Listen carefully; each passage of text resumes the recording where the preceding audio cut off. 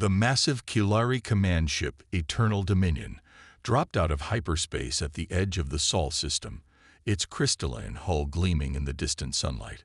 Supreme Commander Vixtel stood on the bridge, all four of his eyes narrowing as he studied the primitive sensor readings from the third planet. His scaled skin shifted from deep blue to a contemptuous purple as he processed the data. "These humans," he said, testing the foreign word. "They've barely reached their own moon. Their atmospheric vessels still burn chemical fuel. High Admiral, surely there must be some mistake in our intelligence reports about their resistance potential." High Admiral Zenekar, her tentacles writhing in amusement, brought up a holographic display of Earth's orbital defenses. "No mistake, Supreme Commander. Their most advanced weapons are crude kinetic rail guns and nuclear-tipped missiles. Their ships can barely achieve 0.01 light speed. The most formidable vessel in their fleet is smaller than our scout ships." Vixtel's skin rippled with patterns of derision. The Kilari Alliance had conquered 12 star systems in the past solar cycle alone. Their quantum phase weapons could tear apart matter at the subatomic level. Their ships' neural-linked crews could react faster than thought. That this primitive species dared to reject their initial demand for resources was almost amusing. "Show me their response to our ultimatum again," he commanded. The holographic display shifted to show a recording of the human ambassador. The small, pink-skinned creature stood straight-backed despite its primitive form, speaking with unexpected dignity. "The people of Earth have carefully considered your demands. While we respect the Kilari Alliance's power and achievements, we cannot and will not submit to resource extraction that would devastate our planet's biosphere. We remain open to peaceful trade and cultural exchange. But we will defend our sovereignty if necessary." Laughter erupted across the bridge. Even the ship's AI chimed in with harmonics of amusement. Deep in the lunar shadow, however, things were far from primitive. Within Moonbase Alpha, Fleet Admiral Sarah Chen watched the Kilari ships with grim satisfaction. The aliens' arrogance was working exactly as predicted by xenopsychology. "Status of Project Prometheus?" she asked, her voice steady despite the weight of humanity's future resting on her shoulders. Dr. James Martinez, chief engineer of the classified program, looked up from his quantum displays. "The Mothership's systems are all green, Admiral. Neural interfaces operating at 99.8% efficiency. Quantum core stable. The biggest challenge was keeping its energy signature hidden, but the lunar mass is masking it perfectly." Chen nodded, studying the massive shape nestled in a crater beneath them. 20 years of secret development, hundreds of breakthrough technologies, and humanity's finest minds had created something unprecedented. The aliens thought Earth was defending itself with a handful of primitive ships. They hadn't noticed that those ships were drones, meant to reinforce their prejudices. "They're so convinced of our technological inferiority, they haven't even conducted deep scans of the lunar surface," Martinez added with a slight smile. "Their sensors are incredible tech, but they're not even using them properly. Too busy laughing at our primitive defenses. Humanity learned long ago not to advertise its true capabilities," Chen replied. "Let them laugh. The best deception is one where your opponent's own assumptions do the work for you." A junior officer rushed in with updated intelligence. "Admiral, the Kilari are moving their fleet into attack formation. They're not even bothering with defensive screens." Chen allowed herself a small smile. "Send word to all commands. Operation Achilles is now active. Let them continue to underestimate us. In 48 hours, they'll learn why humanity has survived everything our harsh world has thrown at us."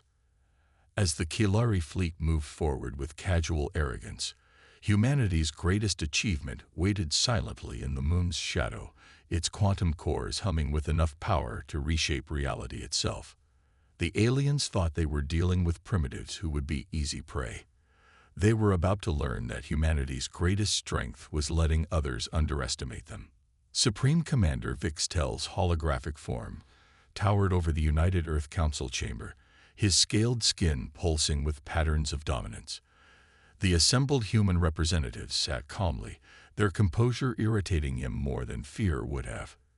"Your species has 24 Earth hours to submit," he declared, mandibles clicking in barely contained disdain. "We require unrestricted access to your planet's rare Earth elements, uranium deposits, and biological resources. Resistance is inadvisable." Council President Maria Rodriguez studied the alien commander with the patience of someone who had spent decades in diplomatic service. "And if we decline?" The massive hologram rippled with colors of amusement. "Then we will take what we need. Your orbital defenses are primitive. Your ships are laughably obsolete. We detected your attempt to evacuate your coastal cities. Those chemical burning shuttles of yours are painfully obvious." Rodriguez shared a careful glance with Fleet Admiral Chen, who sat quietly in the observer's gallery. The evacuation ships had been precisely calculated to be detected. Every primitive display was another strand in humanity's web of deception. "Perhaps a demonstration is in order," Vixtel continued. His image gestured, and a beam of quantum energy lanced down from orbit. The vacant island of Madagascar erupted in a spectacular display of destructive power, its landmass fractured by subatomic forces. The council chamber remained silent.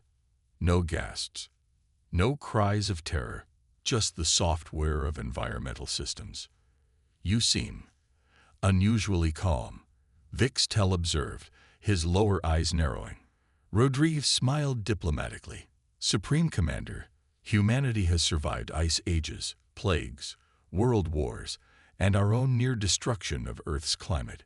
We've learned to maintain composure in crisis. But surely there's room for negotiation. Our scientists have been studying your quantum phase technology with great interest." "Studying?" Vixtel's skin flashed with derision. "Your species barely understands basic particle physics. Your fastest computers still use silicon processors." In a secure facility beneath the Mariana Trench, Dr. Elena Volkov watched this exchange with growing satisfaction. Her team of quantum engineers monitored the massive arrays of crystal matrix processors that were analyzing every detail of the Killari's technology in real time. Each demonstration of their weapons provided terabytes of valuable data. "They're using a fairly standard quantum phase oscillation," she noted to her colleagues. "Powerful, but predictable. No sign they've discovered metastable harmonics." She made a few adjustments to the facility's quantum shields, their existence completely hidden from the alien scans. "Upload the latest analysis to Moonbase Alpha. Project Prometheus should be able to counter their weapons effectively." Back in the council chamber, Rodriguez was playing her role perfectly. "Supreme Commander, surely there must be some compromise. We could offer cultural exchange, perhaps. Our art, our music. Enough." Vixtel's hologram pulsed with rage. "You offer trinkets while we command the power to shatter worlds. Your species' pride exceeds its wisdom. When the sun rises tomorrow, we will begin systematic resource extraction. Any resistance will be met with immediate destruction." The hologram vanished. Rodriguez turned to Admiral Chen. "Status of the civilian evacuation." 98% complete, Chen replied quietly. "The surface ships and evacuee shuttles they've detected are all automated decoys. Our people are safe in the deep shelters. Everything is proceeding according to plan." In his command ship, Vixtel raged at his senior staff. "These humans are either insane or impossibly arrogant. Their planetary defense grid couldn't stop a solar wind, yet they sit there offering us their primitive music." High Admiral Zenikar's tentacles writhed thoughtfully. "Supreme Commander, their behavior is unusual. No species has ever reacted this calmly to a demonstration of quantum phase weapons. Perhaps we should conduct deeper scans." "Waste of resources," Vixtel dismissed. "Their most advanced facility is a primitive fission reactor in something called CURN. Prepare the resource extraction fleet. Tomorrow, we will teach humanity its proper place in the galaxy." Deep beneath the lunar surface, Project Prometheus hummed with power as its quantum cores synchronized. Dr. Martinez ran another systems check, marveling at how completely the Kilari had fallen into humanity's carefully laid trap. Everything, from the visible evacuation ships to the diplomatic responses, had been calculated to reinforce their prejudices. 20 years of preparation, he murmured. 20 years of hiding our true capabilities, letting everyone think we were just fumbling around with chemical rockets and basic AI. Admiral Chen nodded. Humanity learned long ago that the best way to survive was to never show your full hand until the perfect moment. The Kilari think they're dealing with primitive survivors of a harsh world. Tomorrow, they'll learn just how harsh that world made us. As Earth's sun set on what the Kilari thought would be humanity's last day of freedom, the trapped predators had no idea they were actually the prey. Dawn broke over Earth's eastern hemisphere as the Kilari fleet moved into attack formation. Hundreds of crystalline ships descended through the upper atmosphere, their quantum drives humming with barely contained power. Supreme Commander Vixtel watched from his command throne, already bored with what he assumed would be a simple resource extraction operation. "First wave, begin your approach," he ordered casually. "Target their primitive defense satellites first, though I doubt they'll even notice the difference in their communications." The initial squadron of Kilari destroyers swooped toward the network of seemingly outdated satellites. Their quantum phase weapons powered up, ready to vaporize the primitive technology. That's when the first surprise hit them. The satellites suddenly came alive, their surfaces rippling like liquid metal. Before the Kilari gunners could react, the satellites transformed into swarms of smaller units, each firing precisely calibrated electromagnetic pulses. Impossible. Vixtel's skin flashed patterns of shock as 3 Kilari destroyers suddenly went dark, their crystalline neural networks scrambled by the unexpected attack. Those were simple communication arrays. High Admiral Zenikar's tentacles writhed in agitation. "Supreme Commander, we're detecting unusual energy signatures from these devices. They appear to be adapting to our shield frequencies." In the Mariana Trench facility, Dr. Volkov watched the data stream in with satisfaction. "The metamorphic drone swarms are performing perfectly," she reported to Admiral Chen. "Their adaptive algorithms are gathering more data about Kilari technology with every exchange." Chen nodded, her eyes fixed on the tactical displays. "Keep their attention focused on the orbital defenses. Let them think this is the best we can do." Back in orbit, Vixtel had recovered from his initial surprise. "A clever trick, nothing more," he snarled. "Launch the main assault wave. Show these humans what real power looks like." The Kilari fleet surged forward, thousands of ships moving in perfect formation. Their quantum phase weapons lashed out, expecting to tear through Earth's remaining defenses like tissue paper. Instead, they met the first layer of humanity's true defense grid. Seemingly primitive satellites revealed themselves to be quantum field generators, creating overlapping patterns of distortion that caused several Kilari weapons to rebound on their own ships. Rail gun platforms that appeared to be simple kinetic weapons suddenly demonstrated the ability to fire projectiles that split into intelligent submunitions, each seeking out specific vulnerabilities in Kilari shield harmonics. "Supreme Commander," Zenikar's voice carried an edge of concern. "We've lost contact with the entire third attack wing. These humans, their technology is not what our intelligence suggested." Vixtel's skin rippled with rage and growing uncertainty. "Impossible. They were launching chemical rockets just decades ago. No species develops this quickly." In Moonbase Alpha, Dr. Martinez monitored the battle with grim satisfaction. "They still haven't realized those are just our automated defenses," he noted to Admiral Chen. "No human personnel at risk yet." Chen watched as another Kilari battle group fell into a carefully prepared trap, their ships disabled by weapons they'd dismissed as primitive. Humanity's greatest advantage has always been our adversaries' assumption that they know our true capabilities. The battle raged for hours, with the Kilari growing increasingly frustrated as each attempt to overwhelm Earth's defenses met with unexpected resistance. What looked like simple debris turned out to be cloaked minefields, Apparent gaps in Earth's defense grid revealed themselves to be sophisticated gravity traps. Yet through it all, humanity hadn't launched a single manned vessel. Enough of these games. Vixtel finally roared, his skin now pulsing with patterns of pure fury. Bring the Worldbreaker online. We'll show these humans what happens when they defy the Kilari Alliance. As the massive Kilari dreadnought moved into position, its planet-killing weapons charging, Admiral Chen allowed herself a small smile. They're finally committing their flagship, she said quietly. Just as predicted. Signal Moonbase Alpha, Project Prometheus is go for final phase. In the darkness of the lunar far side, humanity's true power began to stir, ready to teach the Kilari a lesson about underestimating their prey. The Kilari Worldbreaker moved into position above Earth, its crystalline structure gleaming with barely contained power.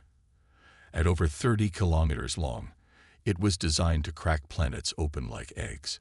Supreme Commander Vixtel stood triumphant on his command deck, convinced that this would finally end humanity's inexplicably effective resistance. Let them see true power, he commanded, his skin pulsing with anticipation. Begin planetary bombardment sequence. The massive vessel's quantum cores began to surge with energy. Across its length, weapon ports opened like blooming crystal flowers, each capable of delivering civilization-ending firepower. That's when the moon moved. At first, the Kilari sensors registered it as a malfunction. Surely the humans couldn't be responsible for lunar-scale engineering. But as the surface of the moon's dark side began to shift and transform, even Vixtel's arrogance gave way to stunned disbelief. Project Prometheus revealed itself. The lunar surface split apart like a blooming flower, massive panels of dark metal rising from hidden caverns. What the Kilari had dismissed as a simple satellite was, in fact, the galaxy's largest military installation. At its heart rose humanity's true flagship, a vessel that dwarfed even the Worldbreaker. By the first light, High Admiral Zenikar's tentacles went still with shock. The entire moon is a shipyard. The human vessel rose with impossible grace for its size, its hull seemingly composed of flowing liquid metal that constantly shifted and adapted. This was no crude warship. It was an artificial ecosystem, a fusion of organic and mechanical engineering beyond anything the Kilari had imagined possible. In Moonbase Alpha's control center, Admiral Chen finally allowed herself to reveal humanity's true hand.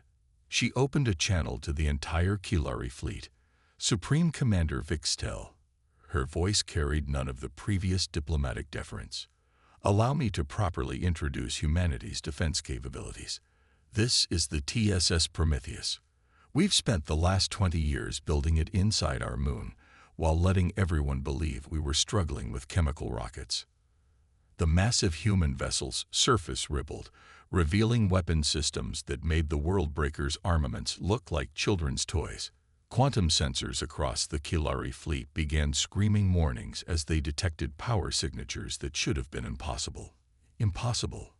Vixtel's skin displayed patterns never before seen in Kilari biology. Pure, unadulterated fear. Your species was barely reaching your orbital satellites. No, Chen corrected calmly. We let you believe that. While you were laughing at our primitive technology, we were studying yours. Every demonstration of your weapons gave us more data. Every dismissive scan of our defenses told us exactly how to hide our true capabilities from your sensors. The Prometheus moved with liquid grace, its adaptive hull absorbing and analyzing every scan the Kilari threw at it.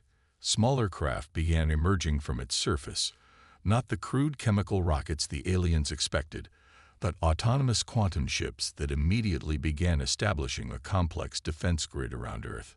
Dr. Martinez's voice came over the command channel. All systems nominal. Admiral, the quantum cores are stable, and the neural interface is operating at full capacity.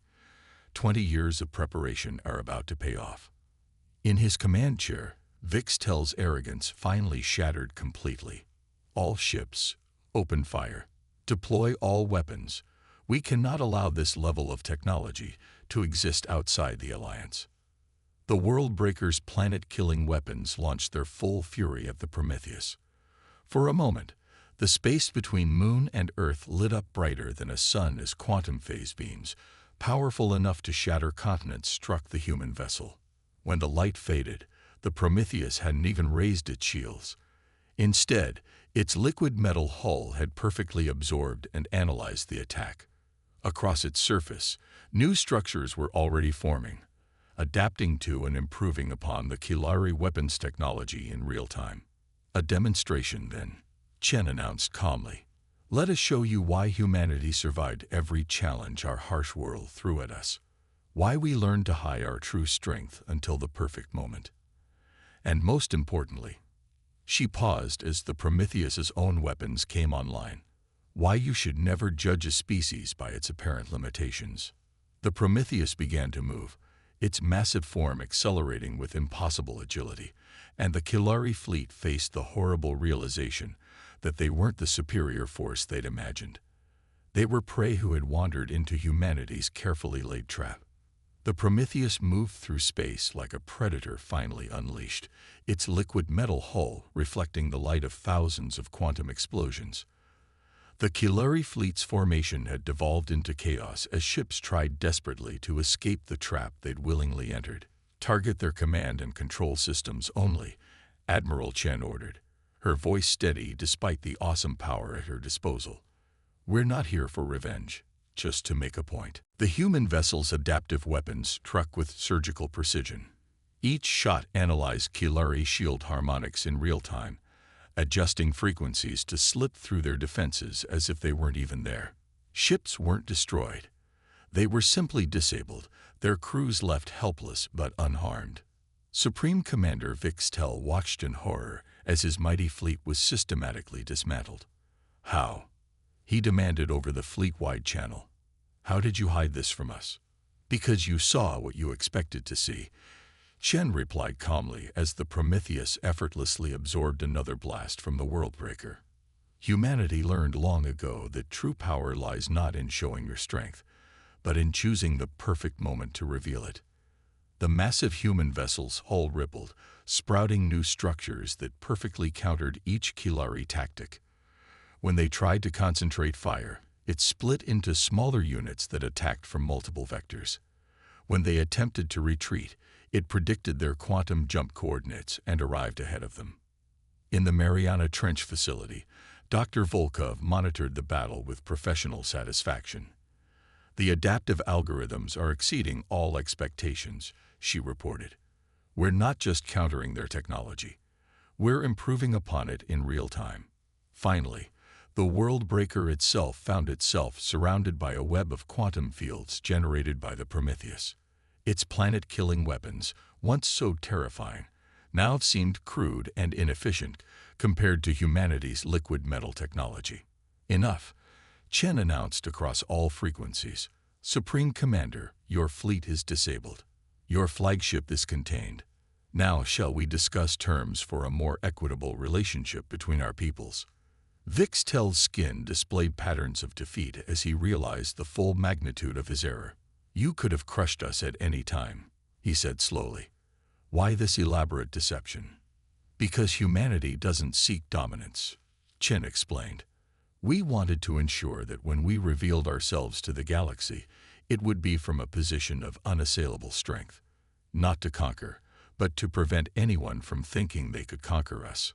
Dr. Martinez's voice came through on the command channel. Admiral, we're detecting quantum communications from across Kilari space. Word of what happened here is spreading.